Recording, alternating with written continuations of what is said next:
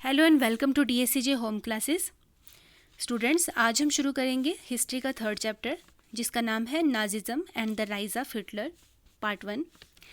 इस चैप्टर की शुरुआत करने से पहले ये जान लेते हैं कि नाजिज्म क्या है। स्टूडेंट्स, जर्मनी में एक पार्टी बनी थी जिसका नाम था नाजी पार्टी, और उस पार्टी की एक आइडियोलॉजी थी और वो थी नेशनल सोशलिज्म, जिसे बाद में नाजिज्म कहा जाने लगा। और हिटलर नाजी पार्टी के ही एक मेंबर थे। ठीक, तो नाजिज्म और हिटलर के बारे में हम इस चैप्टर में आगे डिटेल में पढ़ेंगे। तो चलिए पहले शुरुआत कर लेते हैं इस चैप्टर की। स्टूडेंट्स, आपकी बुक पर इस चैप्टर की शुरुआत एक बच्चे से की गई है और मैं भी इस चैप्टर की शुरुआत उसी बच्चे से करूँगी जिसका नाम था हेलमत। स्टूडेंट्स, एक दिन हेलमत अपने पेरेंट्स की बातें सुन लेता है जिसमें उसके फादर ये कह रहे हैं कि अब शायद हमें सुसाइड करना पड़ेगा या फिर मुझे अकेले ही सुसाइड करना पड़ेगा, क्योंकि वैसे भी हमें अब एलाइज ज़िंदा नहीं छोड़ेंगे। और इससे ये बातें सुनकर हेलमत बहुत परेशान हो जाता है और सच में एक दिन हेलमत के फादर सुसाइड कर लेते हैं। और हेलमत ये सोचता है कि शायद उसकी माँ ने ही उसे उसके पापा को पॉइज़न दिया होगा, तो जिसकी वजह से हेलमत अपनी माँ से भी काफ़ी देर तक नाराज़ रहता है और कम से कम 9 साल तक वह घर का खाना पीना भी छोड़ देता है। तो स्टूडेंट्स, क्वेश्चन ये है कि हेलमत के पापा ने सुसाइड क्यों किया और वो एलाइज कौन थे जिससे हेलमत के पापा डर रहे थे। तो चलिए पहले जान लेते हैं कि वो एलाइज कौन थे। Who were allies? In 1914, the First World War broke between two European alliances. Students, 1914 में एक फर्स्ट वर्ल्ड वार हुआ था जो कि दो यूरोपियन अलाइंसेस के बीच में हुआ था, दो यूरोपियन ग्रुप्स के बीच में हुआ था। और उन ग्रुप्स के नाम क्या थे? एक था सेंट्रल पावर्स और दूसरा था एलाइड पावर्स। सेंट्रल पावर्स में जो कंट्रीज़ थी वो थी जर्मनी, ऑस्ट्रिया एंड टर्की। और जो एलाइड पावर्स में कंट्रीज़ थी उनका नाम था फ्रांस, यूके यानी यूनाइटेड किंगडम और Russia. First world war began in 1914 and ended in 1918। तो पहला महायुद्ध जब हुआ था वो 1914 को हुआ था और कम से कम 4 साल तक रहा, यानी कि 1918 तक रहा। In 1917, USA joined Allied powers and Allied powers won the First World War. तो युद्ध ख़त्म होने से पहले, एक साल पहले 1917 में यूएसए ने भी अलाइड पावर्स को ज्वाइन कर लिया। यूएसए यानी यूनाइटेड स्टेट्स ऑफ अमेरिका। तो अलाइड पावर्स के साथ मिलकर यानी अलाइड पावर्स अब ज़्यादा पावरफुल हो गई और इन्होंने फिर फर्स्ट वर्ल्ड वार में सेंट्रल पावर्स को हरा दिया। Once again, in 1941, Second World War began between Allied powers and Axis powers और Central powers. एक बार फिर 1941 में सेकेंड वर्ल्ड वार की शुरुआत हुई थी जो इन्हीं दोनों अलाइंसेस के बीच में हुई, यानी अलाइड पावर्स और सेंट्रल पावर्स के बीच में ही हुई थी। USSR and USA joined Allied powers and defeated Central powers in 1945. इस बार भी यूएसए और यूएसएसआर ने अलाइड पावर्स का साथ दिया। यूएसएसआर यानी यूनियन सोवियत सोशलिस्ट रिपब्लिक्स ने और USA United states of America ने अलाइड पावर्स का साथ दिया, जिससे अलाइड पावर्स और पावरफुल हो गई और इस बार भी उन्होंने सेंट्रल पावर्स को 1945 में हरा दिया।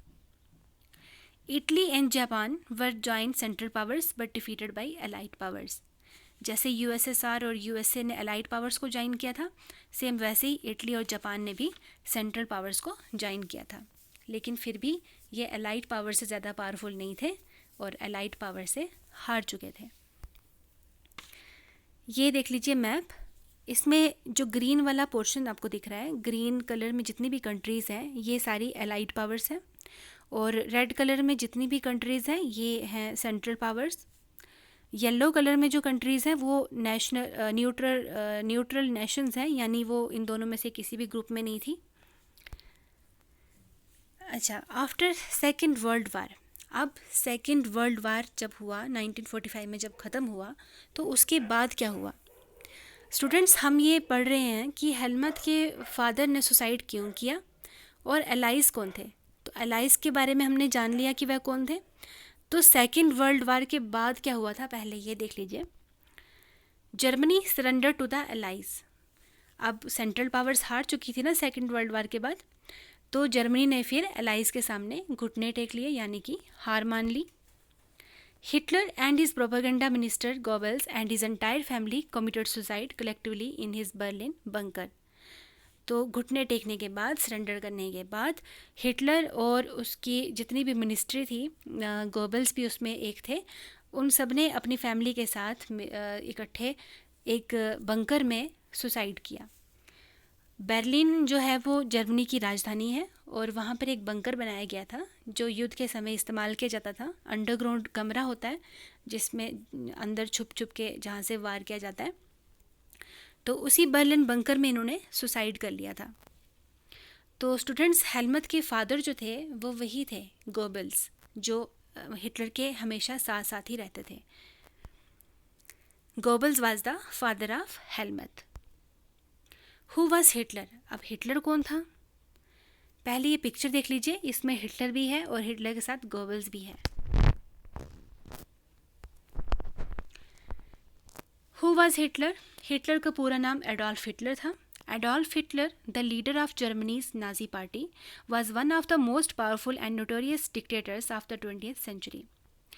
एडोल्फ हिटलर नाजी पार्टी के लीडर थे। जर्मनी में जो नाजी पार्टी बनी थी उसके लीडर थे। और 20th सेंचुरी में जितने भी पावरफुल और नोटोरियस डिक्टेटर्स रहे हैं उनमें से एक हिटलर भी थे। बहुत बदनाम थे, ताकतवर भी थे, लेकिन बहुत ही नोटोरियस भी थे। ये उनकी पिक्चर है। हिटलर के बारे में थोड़ा और जान लेते हैं। Adolf Hitler was born in 1889 in Austria. तो हिटलर का जन्म ऑस्ट्रिया में हुआ था 1889 में। ही spent his youth in poverty. एक गरीब फैमिली से बिलोंग करते थे और इनका मतलब काफ़ी बचपन इनका गरीबी में ही बीता था। आफ्टर फर्स्ट वर्ल्ड वार ही जॉइन जर्मन आर्मी। जब फर्स्ट वर्ल्ड वार ख़त्म हुआ 1918 में, तो उसके बाद इन्होंने जर्मन आर्मी को ज्वाइन कर दिया था। In 1919 he joined German Workers Party. Later he renamed it in National Socialist German Workers party.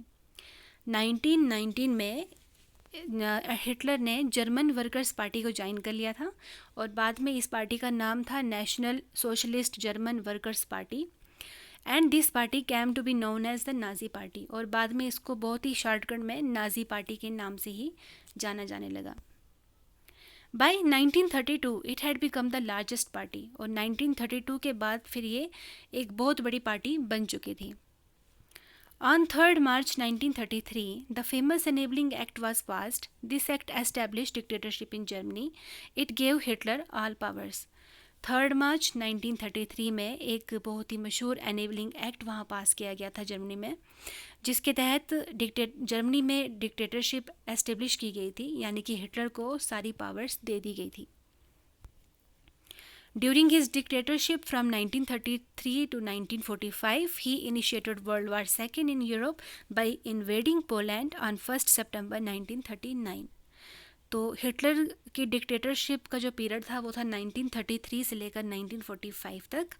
तो इस दौरान उस 1 सितंबर 1939 को हिटलर ने जब पोलैंड पर हमला किया था, तो समझ लो तब से ही सेकेंड वर्ल्ड वार की शुरुआत हो गई थी।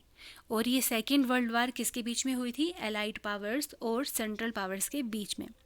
और जीत किसकी हुई थी? एलाइड पावर्स की हुई थी, जिसमें हारे कौन थे? Central powers. और सेंट्रल पावर्स में एक कंट्री जर्मनी भी थी। और जर्मनी में जो उस टाइम डिक्टेटरशिप कर रहा था वो था हिटलर। तो स्टूडेंट्स, यही वो जो हमने पहले पढ़ा कि हेलमट के फादर ने क्यों सुसाइड किया था, इसी डर से कि एलाइज तो उनको अब ज़िंदा नहीं छोड़ेंगे, तो इसीलिए वह गोबल्स जो थे और हिटलर जो थे उन सब ने वहाँ पर बर्लिन बंकर में सुसाइड किया था। इनफैक्ट उनको सुसाइड करने पर मजबूर किया गया था।